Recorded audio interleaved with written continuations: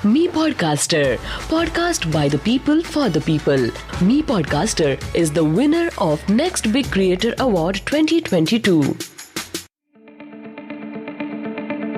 अब एक और बहुत अच्छी चीज आपको मैं बताता हूँ। जब हम किसी को एक चीज दिखाते हैं, एक ऑर्नामेंट दिखाते हैं, तो हमारा सेल्समैन क्या करता है, कैलकुलेटर उठाता है। वो कैलकुलेटर उठा के वो बताएगा कि ये कितना ग्राम है, कितना प्योरिटी है, उसका आज का भाव कितना, उस पे मजदूरी कितनी लगी, जीएसटी कितना लगा, स्टोन का पैसा कितना लगा, वो हिसाब से बहन जी ये आपको 32,300 रुपए में पड़ेगा। अब हम क्या कर रहे हैं, वो सेल्समैन को ना हम कैलकुलेटर चैंपियन बना रहे हैं। वो सेल्समैन गिरी भूल गया है कि भाभी जी आप पे बहुत सुंदर दिखेगा, इसमें मीना लगा हुआ है, इसमें कुंदन है। वो कुछ नहीं बता पाएगा, वो बेचारा कैलकुलेटर में बिजी रहेगा।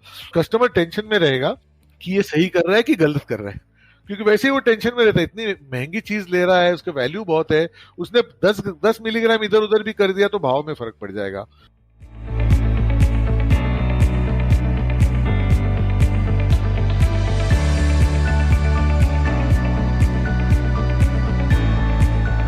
नमस्ते सेठ जी। सुनो सेठ जी के पहले सत्र के 7वें एपिसोड में मैं विदुला टोक्योकर आप सभी का स्वागत करती हूँ और हमारे ज्वेलर्स भाइयों और बहनों का विशेष स्वागत करती हूँ। आज का एपिसोड ज्वेलर्स के लिए होने वाले एक विशेष सॉफ्टवेयर के बारे में है। आज सबसे जरूरी अगर कुछ है तो है टेक्नोलॉजी, और ये टेक्नोलॉजी विशेष रूप से ज्वेलर्स के काम कैसे आती है ये आज हम सुनने वाले हैं। हमारे साथ जो आए हैं उनसे बेहतर ये कोई बता ही नहीं सकता है। तो ये मन शांति देने वाली टेक्नोलॉजी क्या है, इसके बारे में आज हमारे एपिसोड में हमारे साथ हैं ज्वेल सॉफ्ट के निर्माता और रिटेलवेयर सॉफ्टवेयर प्राइवेट लिमिटेड के संस्थापक और निदेशक श्री अजित थदानी। अजित जी, स्वागत है आपका। नमस्ते। नमस्कार विदुला जी, बहुत बहुत खुशी हुई यहाँ आके और बहुत बहुत शुक्रिया आपका, आपने हमें फिर निमंत्रित किया। मुझे भी बहुत खुशी हो रही है दोबारा आपके साथ बातें करते हुए। सेठ जी, आपने रिटेलवेयर सॉफ्टटेक का पहला एपिसोड तो सुना ही होगा, और अगर नहीं सुना है तो जरूर पहला एपिसोड सुनिए। उस एपिसोड के लिंक हमने डिस्क्रिप्शन बॉक्स में दी हुई है, तो ये एपिसोड पहले पूरा सुन लीजिए, उसके बाद उसके पहला वाला भी सुन लीजिए। तो अजीत जी, आज आप हमें और हमारे ज्वेलर्स भाइयों के लिए कुछ खास बताने वाले हैं। तो over to you. Jewel soft क्या है और कैसे टेक्नोलॉजी में मदद करते हैं, बताइए। खास तो बहुत कुछ है शेयर करने के लिए। जो मैं अभी बोल रहा हूँ वो सभी को पता है वैसे, कि बेसिक डिफरेंस है वैल्यूएशन ऑफ स्टॉक। सबसे बेस्ट पहला डिफरेंस कि दूसरे दुकानदार कोई भी चीज बेचते हैं तो उसकी इतनी कीमत नहीं होती। ये बहुत ज्यादा कीमती चीजों में डील करते हैं, इनके स्टॉक की वैल्यू बहुत ज्यादा होती है, इसीलिए उसकी सिक्योरिटी उतनी ही जरूरी होती है। तो जैसे कि कोई भी प्रोडक्ट है उसको कोई भी चुरा के लेके जाने की कोशिश कर सकता है, किसी के मन में भी लालच आ सकती है। कभी कैलकुलेशन की गलती से बड़ा नुकसान या फायदा हो सकता है। फायदा तो होता नहीं, नुकसान ही होता है, क्योंकि फायदा होगा तो कस्टमर का नुकसान, जो फिर हमारा ही नुकसान है, क्योंकि कस्टमर आके फिर पीट देगा। तो इसीलिए वो स्टॉक्स का हर एक का फोटो रखना ज्यादा जरूरी हो जाता है, ताकि जब बिल बनाओ तो उसका फोटो वहां दिखना चाहिए। कई लोग बिल के ऊपर फोटो प्रिंट भी करके देते हैं उस चीज का। फिर ये जो चीजें होती है, क्योंकि ये कीमती होती हैं, तो इनका स्टॉक मेंटेन करना बहुत जरूरी है। इसीलिए, और उसको सिक्योर करना और इजीली स्टॉक वेरीफाई करना, इसीलिए उसको आरएफआईडी टैगिंग का भी कंसेप्ट आया है। आरएफआईडी ऐसी टेक्नोलॉजी है जिसमें मैं पूरी ट्रे को एक झटके में स्कैन कर सकता हूँ। वो आरएफआईडी स्कैनर में खाली उसके ऊपर से ऐसे घुमाऊंगा तो मेरा पूरा उस ट्रे में कितना माल है वो मेरे सामने आ जाएगा, सिस्टम में आ जाएगा, ना कि मैं हर एक बारकोड को स्कैन करूं। और उसी वजह से, वो आरएफआईडी टेक्नोलॉजी की वजह से, मैं कोई प्रोडक्ट ढूंढ भी सकता हूँ। आप किसी दुकान में अगर सेट लेने जाएंगी तो आप देखेंगे कि ट्रे में कुछ सेट्स डिस्प्लेड हैं, लेकिन बहुत सारे सेट अंदर पुड़ी में बांध के बॉक्स में रखे हुए होते हैं।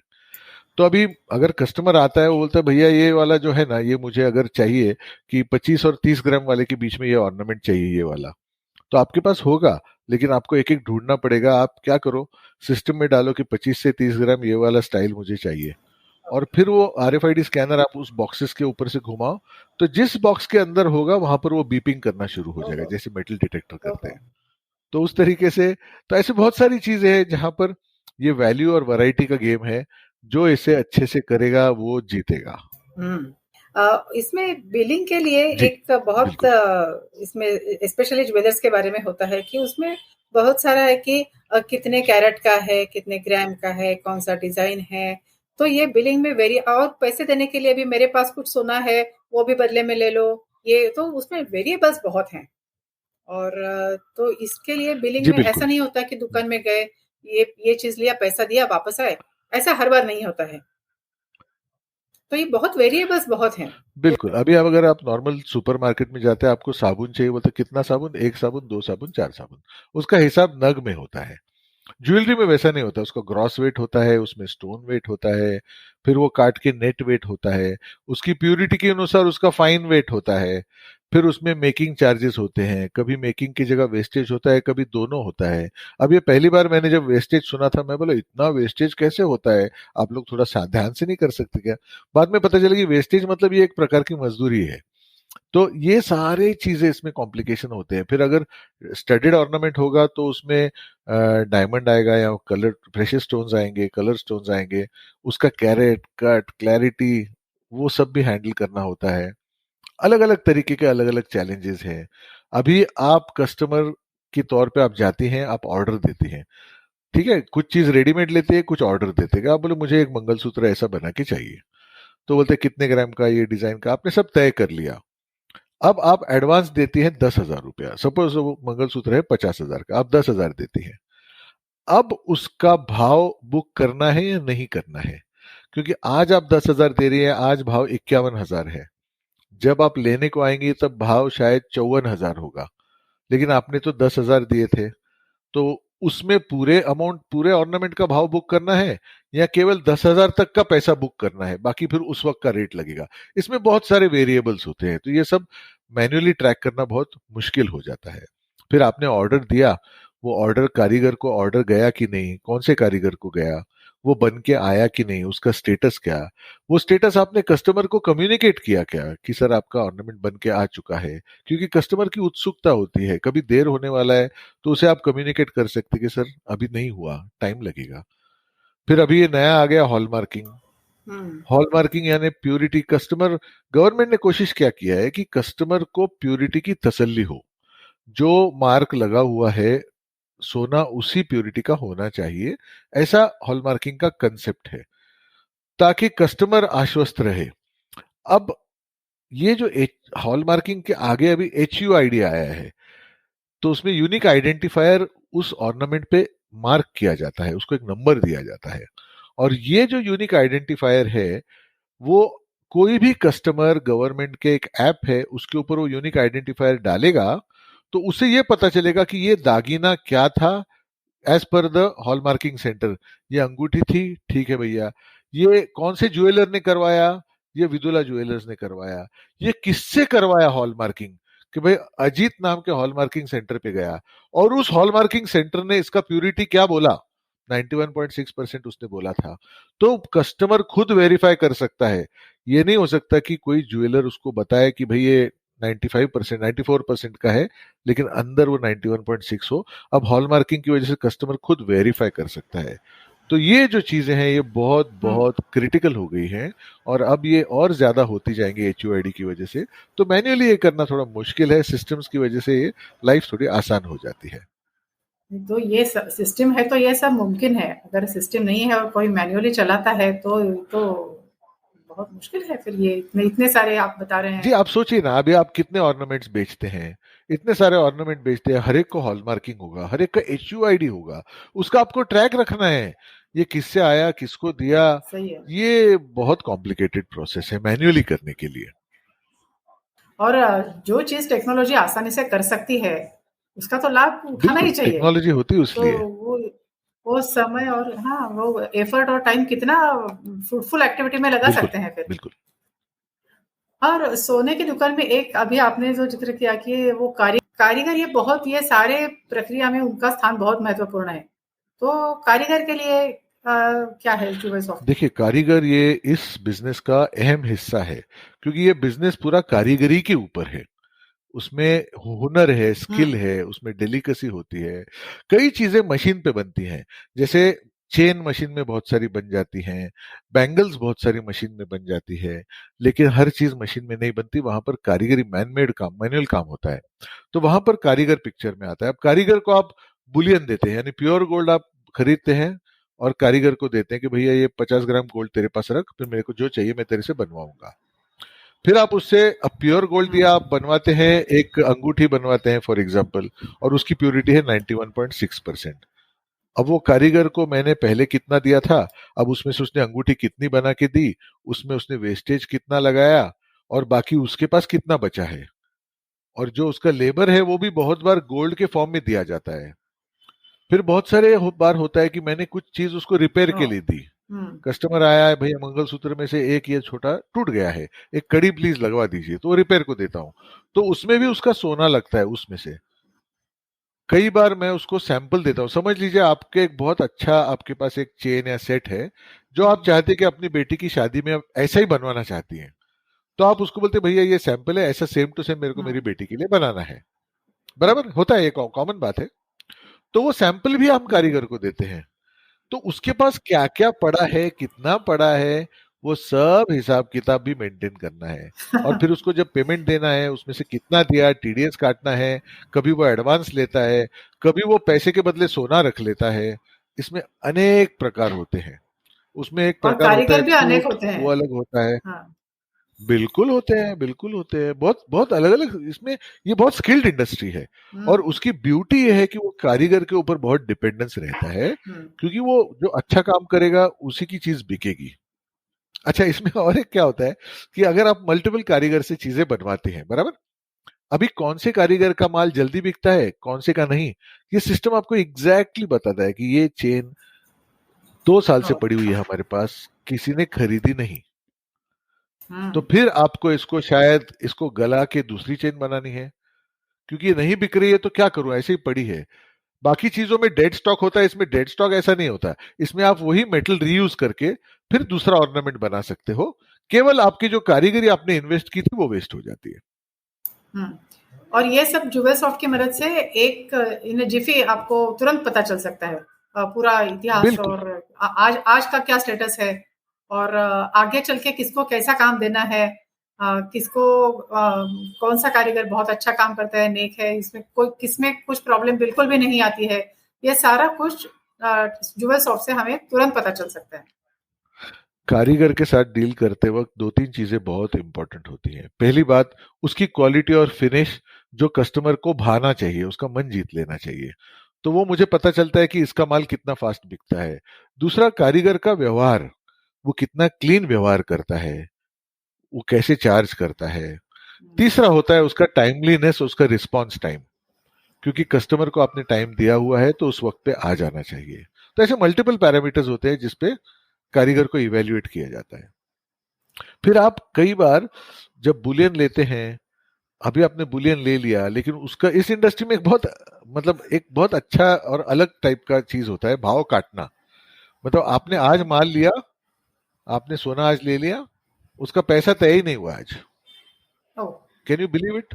आपने सोना आज ले लिया और कितना पैसा देना है वो तय ही नहीं हुआ।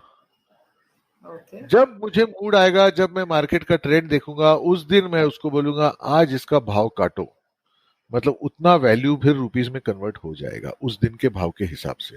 तब तक वो गोल्ड में ही आउटस्टैंडिंग है, वेट में ही आउटस्टैंडिंग रहता है।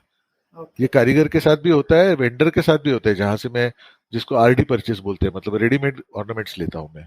तो ये भाव काटना बहुत इंटरेस्टिंग चीज है इस इंडस्ट्री में।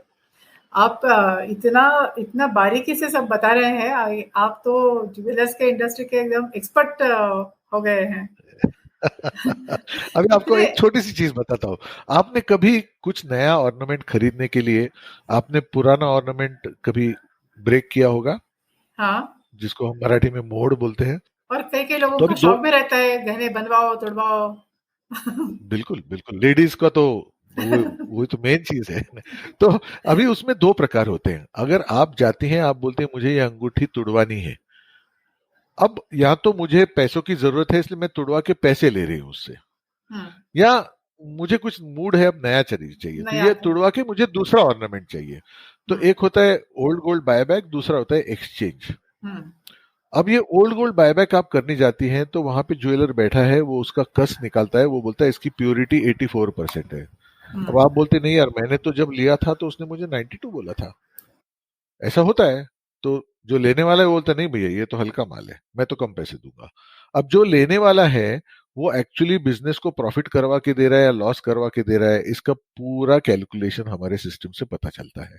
ये सबसे डेलिकेट चीज होती है। मोस्ट शॉप्स में ओनर खुद ये काम करता है ओल्ड गोल्ड का इवेल्युएशन करने का, क्योंकि उसमें घपला हो सकता है। हमारे सिस्टम में क्या होता है कि हम आदमी को भी बिठाएंगे तो उसने गेन या लॉस करवाया ये हमको पता चलता है। फिर इसमें और बहुत चैलेंज होते हैं। अब ओल्ड गोल्ड जब आप लेते हो तो कई बार ऐसा होता है कि कोई चोरी का माल बेच के जाता है। ये बहुत बड़ा चैलेंज है। इसमें फिर पुलिस केस हो जाती है, कई बार ज्वेलर्स को अरेस्ट करके लेके जाते हैं, पेपर में भी आता है। तो अब ये सच में क्या करें, ये अभी मैं इससे माल लूं या नहीं लूं? दिखता तो जेंटलमैन है लेकिन अनजान आदमी है। तो हम इसका वेरिफिकेशन करते हैं। हम आधार वेरिफिकेशन करते हैं सिस्टम के थ्रू। हाँ बिल्कुल, सिस्टम के थ्रू आधार वेरिफिकेशन करते हैं। अब 2 लाख के ऊपर खरीदा तो बोलते पैन नंबर चाहिए। अब पैन आप कोई भी बोल के जगह लिख ABCD 1 2 3 4 किसके बाप का क्या जाता है, ऐसा नहीं। आप पैन नंबर डालिए, हम ऊपर से गवर्नमेंट के पोर्टल से उसका नाम लेके आएंगे। आप आधार नंबर डालिए, उसको OTP जाएगा, उससे पता चलता है सही में इसका ही आधार नंबर है। वो OTP डालेंगे तो उसका आधार कार्ड ही उतर आएगा, तो आप फोटो देख के भी पहचान सकते सही है, ओरिजिनल आदमी तो है।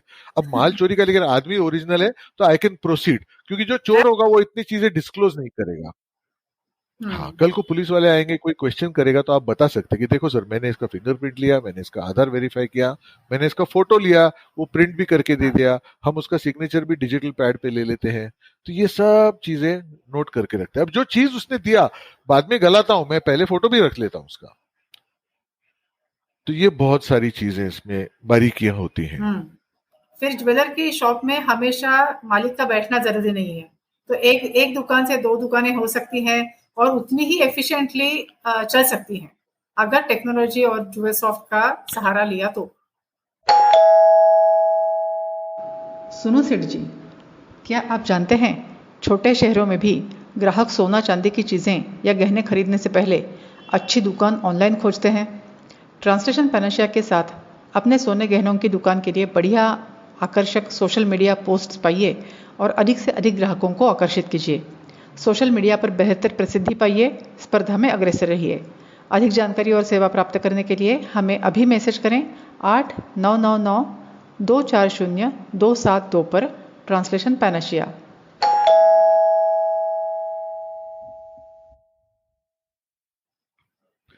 इस पर एक बड़ा डिबेट होता है कि मैं दुकान छोड़ूंगा तो दुकान उतनी ही एफिशिएंसी से चलेगी क्या?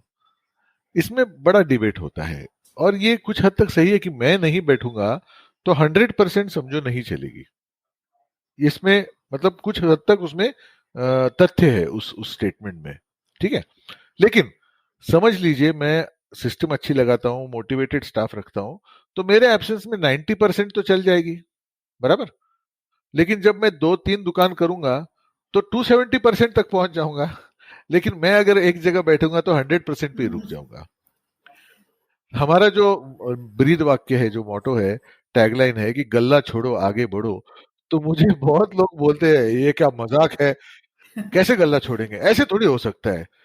तो बिल्कुल उनका पॉइंट करेक्ट है, उनका कंसर्न करेक्ट है। उसके लिए चेक पॉइंट्स चाहिए, उसके लिए चेक्स एंड बैलेंसेस चाहिए, उसके लिए प्रॉपर कंट्रोल मैकेनिज्म चाहिए, और वो सिस्टम आपको देता है।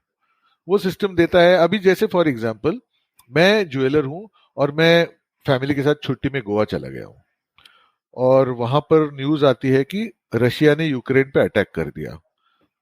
अब अटैक कर दिया और भाव इधर उधर हो गया सब, ग्लोबल करेंसीज हैव चेंज्ड, सोने का भाव हिल गया है, मार्केट उथल पुथल हो गया है, सोना महंगा हो गया है, और मैं तो बैठा हूं गोवा में।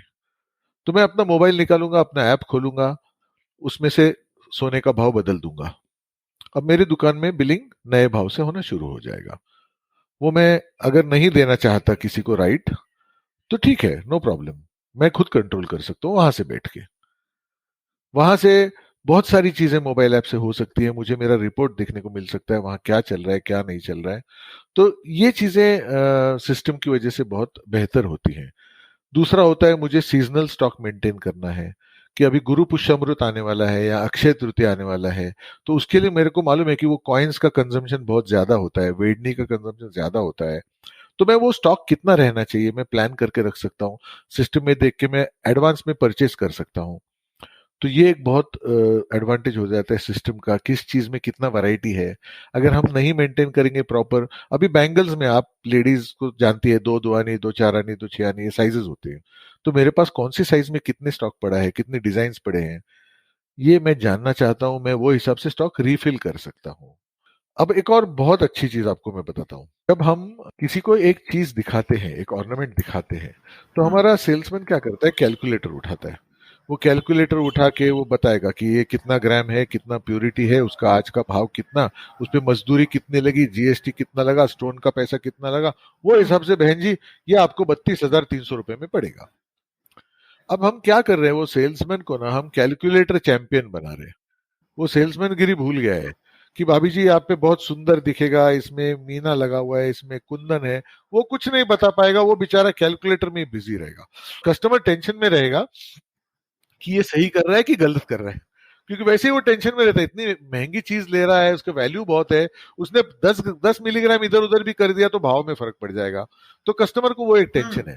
तो जब आप सिस्टम लगाते हो तो क्या कर सकते हो, आप मोबाइल पे या एक टैब पे वहां पर रख के वो आइटम स्कैन करोगे और उसमें देखा बहन जी ये 32,300। अच्छा वो दूसरा कितने का, उसको स्कैन कर ये 40,200। ये चार आइटम बताएगा, केवल स्कैन करके सामने कंपैरिजन दिखेगा, ये चारों आइटम साइड बाय साइड दिखेंगे, तो कस्टमर को डिसीजन लेना आसान हो जाता है। कई बार कस्टमर 4 देखने के बाद फिर बोलता है पहले वाला कितना था भैया, फिर वो कैलकुलेटर उठा के शुरू हो जाता है। This is practical fact. तो ये है। अच्छा मैंने आपको एक बताया था ना कि जो पुराना ऑर्नामेंट है वो नहीं बिक रहा है, तो उसको हम जजमेंट कैसे लेंगे। अभी कई बार क्या होता है, वो ऑर्नामेंट पुराना है लेकिन वो आपने कस्टमर को बहुत कम बार दिखाया है, वो किसी अलग बक्से में पड़ा है जहां से दिखाई नहीं गया कस्टमर को। तो ये आप कंपैरिजन के टूल में जितनी बार स्कैन करेंगे, सिस्टम उसका ट्रैक रखता है ताकि आपको पता चले कि कौन सा ऑर्नामेंट कस्टमर को केवल 3 बार ही दिखाया है। अरे तो भाई बिकेगा कैसे? उसको आप 100 लोगों को दिखाओ और फिर नहीं बिका तो उसको गलाएंगे ना, मेल्ट करेंगे ना। लेकिन अगर आपने दिखाया नहीं तो उस ऑर्नामेंट को क्यों दोष दे रहे हो, उस कारीगर को क्यों दोष दे रहे हो? लेकिन ये लोग वो जान नहीं पाते कि हमने कितनी बार ये दिखाया लोगों को। ये सिस्टम के माध्यम से ही पता चलेगा, मैन्युअली कभी नहीं पता चलेगा। तो ये इससे कस्टमर, और एक क्या होता है, ये आप स्कैन करके जब उसको डायरेक्ट वैल्यू दिखाते तो कस्टमर का मतलब ये तो बहुत एकदम ऑब्जेक्टिव टाइप हो रहा है। बिल्कुल बिल्कुल, और कस्टमर का कॉन्फिडेंस सोचिए, वो कैलकुलेटर से कैलकुलेट करता है तो आपको मन में डाउट आता है। अगर वो स्कैन करके डायरेक्ट 32,300 आ गया तो आपके मन में क्या आता है कि भाई ये सबके लिए भाव एक है, बच्चा भी आएगा तो भी उसको यही रेट दिखेगा, मैं भी आई तो भी यही रेट दिखेगा, तो I can trust this business. इस ज्वेलर पे मेरा ट्रस्ट फैक्टर बढ़ जाता है। ये बहुत इंपॉर्टेंट चीज है क्योंकि ये धंधा ट्रस्ट का है। पहले ही उसको प्योरिटी का डाउट है, इसलिए गवर्नमेंट ने अभी हॉलमार्किंग कर दिया, तो चलो प्योरिटी हो गया, लेकिन भाव में, कैलकुलेशन में, मजदूरी में वो कहीं मुझे मार रहा है क्या, ये मुझे पता, मन में डाउट रहता है। ये स्कैन करके सामने जब फिगर आ जाती है ना, तो ये सब चीजें हैं तो दुकानदार को गले पे बैठने की जरूरत नहीं, और ये सब चीजें तो टेक्नोलॉजी उन्हें अपने आप दिखा रही है। लेकिन इसके अलावा और ऐसी क्या, उनको तो ओनर्स को तो बहुत इंफॉर्मेशन चाहिए होती है, तो ज्वेल शॉप से क्या क्या इंफॉर्मेशन मिलती है और वो कितनी आसानी से मिल सकती है, या ज्वेलर्स को उसके लिए कुछ टेक सेवी होना जरूरी पड़ता है, कुछ सीखना पड़ता है, ये एक सवाल है। और दूसरा इसमें इसी के रिलेटेड है कि मालिक को तो सारी चीजें मालूम होनी चाहिए, लेकिन वो ये नहीं चाहते हैं कि दुकान में जो कोई सेल्समैन हो या मैनेजर हो उसको सारी चीजें पता हो। तो उसमें एक्सेस कंट्रोल कुछ है क्या, और कॉन्फिडेंशियलिटी कैसे मेंटेन की जाती है जो इंफॉर्मेशन मिलती है, रिपोर्ट्स वगैरह उसमें? बिल्कुल सही प्रश्न है ये कि पहले मैं कॉन्फिडेंशियलिटी वाला पार्ट लेता हूं। ठीक है, कॉन्फिडेंशियलिटी कैसे मेंटेन होती है। अभी क्या है, सिस्टम्स में ये प्रोविजन होता है कि कौन आदमी क्या कर सकता है। ठीक है, तो ये पूरे राइट्स आप दे सकते हैं कि भाई ये आदमी रिपोर्ट ये देख सकता है, ये ट्रांजैक्शन बना सकता है, ये ट्रांजैक्शन कैंसिल कर सकता है, अगर कभी किसी का पैसा रिफंड करना है किसी कारण से तो किसको अधिकार है, अगर भाव कम करना है तो किसको अधिकार है। ये सारी चीजें सिस्टम में डिफाइन की जा सकती है। तो उसमें कोई चिंता की बात नहीं है कि ये मैं उसको नहीं दिखाना चाहता, बिल्कुल मत दिखाइए उसको, आपके ऊपर है। ठीक है, तो पहला पार्ट ये आपका क्लियर हो गया। अब इंफॉर्मेशन क्या मिलती है, देखिए ट्रांजैक्शन कितने हुए, बिलिंग कितना हुआ, ओल्ड गोल्ड कितना परचेज हुआ, ऑर्डर कितना बुक हुआ, ये सारी चीजें तो आपको मिलती ही हैं। उसके अलावा आपके पास स्टॉक कितना है, कौन सा पुराना है, कौन सा नया है, कितने में खरीदा था, आज क्या भाव है, ये भी आपको पता चलता है। फिर ओके। अभी इसमें इंपॉर्टेंट क्या होता है कि आज मैं जो माल बेच रहा हूं, अगर मुझे भाव का रिस्क नहीं लेना है, तो आज मैंने अगर 100 ग्राम सोना बेचा है, तो मुझे 100 ग्राम नया बुक करना है उसी भाव में। तो इसमें क्या होता है, गेन लॉस में मेरा रिस्क नहीं होता। समझ गए? आज के भाव से मैंने 100 ग्राम बेचा, तो आज के भाव से मैं अगला बुक कर लेता हूँ 100 ग्राम। तो फिर कल जो भी भाव होगा मुझे कोई नफा नुकसान नहीं होगा। ये सेफ खेलने वाले के लिए मेरा काम है। सोने में कमाना नहीं है, मुझे मजदूरी में कमाना है, कारीगरी में कमाना है, सर्विसेज में कमाना है। सोने में नॉमिनल मार्जिन होता है, सबको पता है कि सोने में मार्जिन नहीं है प्योर मेटल में। ये जो है वो आपकी स्किल्स में है, उसकी कारीगरी और सोर्सिंग में है। तो ये बुक ओके। करना बहुत जरूरी है। कई बार मैं अगर ऑर्डर कस्टमर से बुक करता हूं, मैंने सोना अभी दिया नहीं लेकिन मैंने ऑर्डर बुक किया, तो आज के भाव से बुक किया, तो मुझे अगेन उसके अगेंस्ट बुक करके लेना चाहिए ताकि मेरी सेफ्टी हो। तो ये सिस्टम आपको बताता है। ये बहुत हम्म। इंपॉर्टेंट चीज है, इसमें लोग बहुत मार खाते हैं, बहुत मार खाते हैं। क्योंकि आज मैंने सही। माल बेच दिया, अब कल मैं खरीदना, ये सोना मैंने 100 ग्राम आज बेचा, कल मैं अब अगले हफ्ते ये सोना खरीदूंगा, तो तब तक भाव कहाँ की कहाँ चला गया होगा, डॉलर चढ़ गया, ये हो गया, वो हो गया, तो मेरा नुकसान हो गया। तो वो नहीं होना चाहिए। दूसरी सही। बात, आज कितना धंधा हुआ, तो पिछले साल आज की तारीख में कितना धंधा हुआ था, मैं कंपेयर कर सकता हूँ। कंपैरिजन, सिस्टम कंपैरिजन आपको बहुत कंपैरिजन देता है, बहुत डैशबोर्ड देता महत्वपूर्ण। है। फिर पिछले महीने, इस महीने मई में 1 तारीख से आज की तारीख तक मई महीने में कितना सेल हुआ, एज कंपेयर टू दैट पिछले साल 1 मई से उतनी तारीख मई तक कितना हुआ। तो मैं हम्म। आगे हूं पीछे हूं, पिछले साल फाइनेंशियल ईयर में 1 अप्रैल से आज की तारीख तक, और इस साल 1 अप्रैल से आज की तारीख तक मैं आगे हूं पीछे हूं, ये वाह। सब आपको सिस्टम रेडीमेड बताता है। तो वाह। आपको पता चल रहा है कि हाउ एम आई डूइंग। अब आप हम्म। सेल्समैन को ले- मॉनिटर करते हो, सेल्समैन ने कितना बेचा, वो भी इंपॉर्टेंट है, क्योंकि कौन सा सेल्समैन कितना प्रोडक्टिविटी आपको दे रहा है, क्योंकि आपको उसको इंसेंटिव देना है, आपको उसको सैलरी बढ़ानी है, तो पता कैसे चलेगा। हम्म। और पिछले साल वो उसने जितना काम किया उससे उससे अच्छा किया कि नहीं, ये भी किया कि पता नहीं, चलता है। तो हम्म। तो उसको तरक्की ले, चाहिए। लेकिन ये चीजें पता होने के लिए या ये इंफॉर्मेशन मालूम होने के लिए वो ज्वेलर को कुछ सीखना पड़ता है, या कुछ टेक सही होना पड़ता है, या ये सब चीजें आसानी से उसको मिलती हैं? देखिए ये इतना मुश्किल भी नहीं है जितना लोग सोचते हैं। ठीक है, हमारे पास हम्म। ऐसे कई कस्टमर हैं जिन्होंने पहली बार कंप्यूटर यूज करना इसकी वजह से सीखा। ऐसा नहीं है कि वो ओके। लोग कोई बहुत बड़े ग्रेजुएट्स पोस्ट ग्रेजुएट्स है। सरप्राइजिंगली आपको मैं बताऊं, बहुत सारे ज्वेलर्स बहुत कम पढ़े लिखे होते हैं लेकिन अपने धंधे में बड़े माहिर होते हैं। तो वो धंधे में डॉन है, बिल्कुल किंग है। क्वालिफिकेशन से कुछ नहीं होता, क्वालिफिकेशन से कोई मतलब बड़ी बात नहीं है, लेकिन वो सीखना चाहे तो बिल्कुल सीख सकते हैं, सभी लोग करते हैं। और मोबाइल, अभी हम मोबाइल, दुनिया के मोबाइल ऐप्स यूज करते हैं, तो हमारा भी मोबाइल ऐप है, आप उसमें बहुत सारी चीजें कर सकते हो। तो उससे भी आसान हो जाता है, बहुत सारा इंफॉर्मेशन आपको मोबाइल पे ही मिल जाता है, बहुत सारा आपके डैशबोर्ड पे मिलता है। आप ये बार-बार कह रहे हैं कि बहुत सारे लोग ऐसे हैं जो ये कर रहे हैं, वो कर रहे हैं। तो ऐसे ये जो गल्ला छोड़ के आगे बढ़ने वाले जो लोग हैं, जो रिटेल वेयर के साथ जुड़े हुए हैं, वो लगभग कितने रिटेलर्स होंगे? कितने लोग, कितने रिटेलर्स अभी रिटेल वेयर इस्तेमाल करते होंगे? लगभग 6,000 से ज्यादा है, मुझे एग्जैक्ट नंबर ओह! पता नहीं, लेकिन कुछ समय पहले हमने 6,000 क्रॉस किया था। उतने रिटेलर्स हमारे कंपनी से जुड़े हुए हैं, हम उनको सोल्यूशन दे पाए हैं। वाह! ग्रेट। और ये किसी एक स्टेट में है या कश्मीर से लेके कन्याकुमारी तक है? ये कन्याकुमारी नहीं है, लेकिन कश्मीर से लेके कोचीन जरूर है। क्या बात है! सो हमारे कस्टमर्स जैसे अभी मालेगांव वाशिम में है, पांडरकौड़ा, परतवाड़ा, जम्मू कश्मीर में कथुआ में है, पठानकोट में है, लुधियाना में है, इंदौर में है, मतलब बनारस में है, लखनऊ कानपुर में है, इधर कच्छ में बचाऊ में है, सभी जगह ऐसे 21 स्टेट्स में बैठे हुए हैं। कर्नाटक में छोटे क्या छोटे बात गांव है! में है, गोवा में है, हर जगह पर है। महाराष्ट्र तो ऑफ कोर्स है ही है क्योंकि हम यहाँ बैठे हैं।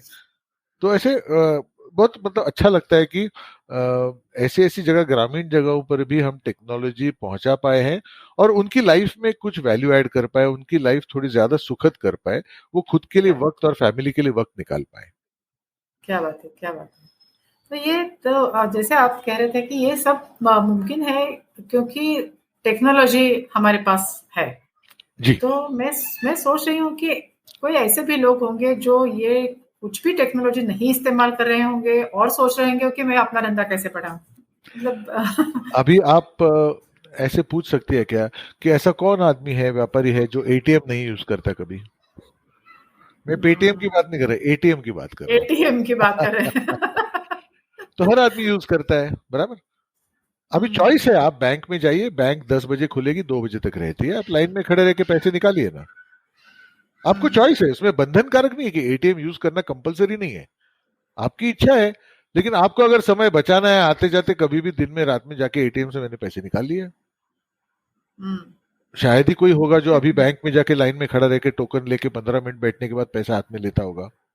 सही तो है, ये सही है। वही हिसाब है कि अगर आपके पास सिस्टम का ऑप्शन है, फिर भी आप लाइन में खड़े रह के टोकन लेना चाहते हो, मैनुअल काम करेंगे, तो उसको कौन क्या कर सकता है।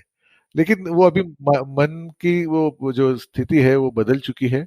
मेजोरिटी लोग अभी सिस्टम्स की तरफ मुड़ रहे हैं, उनको एडवांटेजेस दिख रहे हैं। जैसे अभी देखिए, दुकान में आज का भाव क्या, कस्टमर हमेशा पूछता है आज का भाव क्या। तो वहां पर अगर आपने एक टीवी लगा दिया और वहां पर डिस्प्ले लगा पड़ा है कि 22 कैरेट का इतना, 24 कैरेट का इतना, 18 कैरेट का इतना, ये हमारा खरीदने का भाव है, ये बेचने का भाव है। और सिस्टम में जब भाव बदल जाता है तो अपने आप डिस्प्ले चेंज हो जाएगा। हम्म। और ये तो कई लोग अभी अपना चुके ही हैं। हाँ तो बिल्कुल, और कितना आसान है, उसमें तकलीफ क्या है। अभी जैसे सोचिए कि आप कस्टमर को बिल बनाते हैं, बिल उसको व्हाट्सएप से चला जाता है। क्योंकि अगर किसी कारण से वो वापस आता है, जब क्या होता है, जब उसको बेचना होता है ना, रिटर्न करना होता है ना, ओल्ड गोल्ड में, ओल्ड ऑर्नामेंट में, हम्म। हम्म। तब हम उसको बोलते हैं कि साहब आपका बिल लाइए। हाँ, कहाँ अब वो पे बिल ढूंढेंगे पता नहीं कैसे? कहाँ ढूंढेगा वो। लेकिन अगर बिल्कुल, आपने उसको इलेक्ट्रॉनिकली भेजा हुआ है, उसके रिकॉर्ड में कहीं मिल गया, तो आपको और उनको दोनों को सुविधा हो जाती है। बिल्कुल, बिल्कुल, आप उनको बिल्कुल। मैसेजेस, बर्थडे एनिवर्सरी भेज सकते हैं। आप लॉयल्टी प्रोग्राम चला सकते हैं, कस्टमर कितना खरीदता है, पॉइंट्स कमाएगा, कंज्यूम करेगा। अब हमने एक बहुत हम्म। सुंदर सुविधा निकाली है चैटबॉट की। तो कस्टमर अच्छा। आपके दुकान को एक व्हाट्सएप भेजेगा, हाय। तो आप पूछेंगे, नमस्कार विदुला जी, कैसी हैं आप ओ। क्या जानना चाहती है, आज का भाव जानना चाहती हैं, या आपका हमारे पास डिपॉजिट है। तो कस्टमर वो चैटबॉट में पूछ सकता है कि मेरा बैलेंस कितना है, कितने इंस्टॉलमेंट मेरे बाकी हैं, अगला पेमेंट कब ड्यू है। वो उस पर लिंक करेगा तो उसको लिंक आ जाएगा पेमेंट का कि भर आपका ड्यू है, भर दीजिए भाई साहब, इस पर क्लिक कीजिए और पेमेंट गेटवे से भर दीजिए। फिर आपको ये भी ऑप्शन जाता है कि do you want to see our latest design. आप बोलेंगे हाँ बिल्कुल देखना है। तो पूछेगा बैंगल देखना है, मंगलसूत्र देखना है, या सेट देखना है। तो आप बोलेंगे मुझे बैंगल देखना है। तो अब हमारा डिजाइन ऑफ द वीक आपको आ जाएगा वहां पे, व्हाट्सएप पे। तो आप जब भी मनाए, अगले हफ्ते फिर नया डिजाइन ऑफ द वीक देखना चाहे, आप चैट करके मेरे सर्वर से ले सकती हैं। ये बिल्कुल नॉमिनल, जरूरी नहीं कि आप अमेजोन या फ्लिपकार्ट या बुक माई शो होना चाहिए, ये आप भी यूज कर सकते हैं। अभी क्या बात है। इंश्योरेंस, अभी आप डिस्काउंट मांगती है, भैया थोड़ा और कम कर दो, अब कितना डिस्काउंट देगा वो। फिर फाइनली वो क्या करते हैं, अभी नया हमने शुरू किया सब लोगों ने, कि इंश्योरेंस देते थे। चलिए, आपने बहुत सुंदर एक मंगलसूत्र 1 लाख रुपए का ले लीजिए, मैंने आपको आपका इंश्योरेंस फ्री दे देता हूँ। अब इंश्योरेंस कैसे होगा? वो बिल के स्क्रीन पे वो बिल दिख रहा है आपको, ऑपरेटर उस पर एक बटन दबाएगा, जनरेट इंश्योरेंस। अब कस्टमर का नाम लिया हुआ है मैंने, ऑर्नामेंट का फोटो मैंने सेव किया हुआ है, ऑर्नामेंट की डिटेल है, मैं खाली बोलता हूँ जनरेट इंश्योरेंस। वहां से बैकग्राउंड से एक मैसेज जाता है इंश्योरेंस कंपनी को, वो इंश्योरेंस पॉलिसी जनरेट होती है और यहाँ प्रिंट हो जाती है। हम्म। और लाख के पीछे कुछ 400 रुपए जो भी प्रीमियम देना होगा, वो प्रीमियम आपके प्रीपेड अकाउंट से उतना कम हो जाता है इंश्योरेंस कंपनी के पास एज अ शॉपकीपर। अब कस्टमर हाँ। को चार्ज करना है, फ्री देना, आपकी पॉलिसी जो भी है। और वो कस्टमर को बिल के साथ इंश्योरेंस पॉलिसी स्टेपल करके आप दे सकती हैं। ठीक है। अभी ई इनवॉइस आ गया, गवर्नमेंट ने बोला है कि 20 करोड़ के ऊपर ई इनवॉइस बनाना कंपलसरी है। तो अब ये कैसे बनेगा? ये सिस्टम से बनता है, आपको उसके लिए कुछ भी नहीं करना। और 20 करोड़ के ऊपर आम ज्वेलर का बिजनेस हो जाता है, कोई बड़ी बात नहीं रही ज्वेलरी में 20 करोड़। फिर आप ई कॉमर्स करना चाहते हैं, आपके पास माल है, आप ऊपर कैटलॉग में डाल दीजिए, दुकान में बिका तो बिका, नहीं तो ऊपर से बिक जाएगा। क्या तकलीफ है? जो यहाँ पे भाव चेंज किया तो ऊपर ई कॉमर्स साइट पे भाव बदल जाएंगे। तो आपका एक्सटेंशन काउंटर हो गया। अच्छा, दूसरी बात, आपके दुकान में आप वही बेच सकते हैं जो आपके स्टॉक में है कि नहीं? बिल्कुल बिल्कुल। अगर समझ लीजिए आपके पास इन्वेंट्री 1 किलो की है, तो आप 1 किलो तक का ही माल दिखा सकते हैं। लेकिन आपकी वेबसाइट पे आपने पिछले वाले डिजाइन भी अगर ढकेल दिए जो पहले आपके पास कभी आए हुए थे और आप वेबसाइट पे डाल दिए, तो आप वेबसाइट पे 5 किलो का माल बेच सकती है। और वो अगर कस्टमर ऑर्डर करता है, आप उसको 1 हफ्ते में बनवा के दे सकते हैं। आपकी बातें सुनकर ये बहुत आसान लग रहा है और मुझे ऐसा लग रहा है कि आपने ज्वेल सॉफ्ट का एक जिन खड़ा कर दिया है, जिसके हाथ में सब कुछ है। बस यस मेरे आका वो बोल रहा है और देर सिर्फ इसी बात की है कि ज्वेलर उसको बोलो कि चलो काम पे लग जाओ, बस बिल्कुल, इतना ही बाकी है, ऐसा मुझे लग रहा है। लगभग ऐसा ही है। उसको खाली डिसीजन लेना है कि उसको एटीएम से पैसा विड्रॉ करना है कि बैंक की क्यू में टोकन लेके खड़ा होना है। बिल्कुल बिल्कुल। इतना इजी तो डिसीजन है ये अभी ये। सही है। तो मुझे लगता है कि ये चॉइस करना, मतलब वो एडवर्टाइजमेंट दिखाते हैं ना कि समझदारी की बात कौन सी है, तो ज्वेलर्स तो ज्वेलर्स तो समझदार लोग हैं ही। और आज उन्हें जो शायद उन्हें पता नहीं होगा, मालूम नहीं होगा कि क्या क्या पॉसिबल है, तो आज आपकी बातें सुनकर उन्हें ये पता चल गया होगा कि पॉसिबल क्या है। मतलब जो भी उनके मन में इच्छा है वो सब कुछ मुमकिन है अगर ज्वेल सॉफ्ट का साथ वो ले तो ज्वेलर्स भाइयों और बहनों, सेठ जी, आपको सिर्फ ये फैसला करना है और जो डिस्क्रिप्शन बॉक्स में ईमेल आईडी और मोबाइल नंबर दिया हुआ है उसे सिर्फ आपको संपर्क करना है और बताना है, आपको ये बोलना है कि मुझे गल्ला छोड़ना है, गल्ला छोड़ना है और आगे बढ़ना है। बिल्कुल। और उसके लिए रिटेल वेयर है ही। तो सेठ जी, ये एपिसोड सुनने के लिए बहुत धन्यवाद। और अजीत जी, आज आप आए और आपने इतनी सारी बातें बताई। Thank you so much. सेठ जी धन्यवाद। हमारे और भी एपिसोड सुनते रहिएगा और सुनाते रहिएगा। Thank you. थैंक यू सेठ जी। अजीत थड़ानी जी के डिटेल्स, उनके यूट्यूब पेज के लिंक्स इस एपिसोड के डिस्क्रिप्शन बॉक्स में दिए हुए हैं। अगर आप स्पॉटिफाई, गाना, एप्पल पॉडकास्ट इस पे सुन रहे हैं तो जहाँ पे आपने इस एपिसोड को चलाने के लिए क्लिक किया था वहाँ पे नीचे सारे डिटेल्स दिए हुए हैं। इसके अलावा सुनो सेठ जी के फेसबुक पेज पे भी आपको ये सारे डिटेल्स मिल सकते हैं। सुनो सेठ जी के फेसबुक पेज को लाइक कीजिए और वहाँ पे हमें कांटेक्ट कीजिए। ये पॉडकास्ट आपके लिए बी पॉडकास्टर और श्रुत कीर्ति प्रोडक्शन लेके आए हैं। फिर मिलते हैं अगले एपिसोड में, तब तक के लिए नमस्ते।